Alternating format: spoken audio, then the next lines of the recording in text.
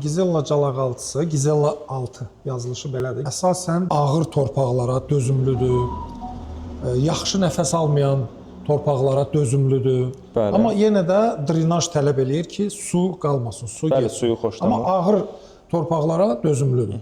Qumlu torpaqlarda isə, nisbətən qumsal torpaqlarda isə özünü çox gözəl göstərir. Deməli, Gizellada əsas məsələ nədən ibarətdir ki, onun meyvə gözlərini tez qoyma xasiyyəti var. Və o xasiyyəti qoruyub saxlamaq üçün biz bu Gizellanın yetişdirilməsində, Gizella üstünə vurulmuş sortların yetişdirilməsində azotlu gübrələrdən maksimum az dərəcədə istifadə eləməliyik ki, vəhşi inkişafa yol verməyək, meyvə gözlərinin qoyulmasına stimullaşdıraq. Bəli.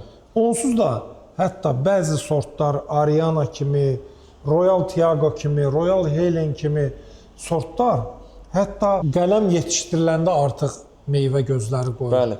Tənqçiliyi də gözlərini qoyur. Bəli. Bir də onu qeyd edim ki, mənfi cəhətlərindən biri isə odur ki, göbələk xəstəliklərinə və bakterial xəstəliklərə dözümsüzdür. Bəli. Bu cəhəti var. Amma digər tərəfdən çox gözəl calaqaltıdır.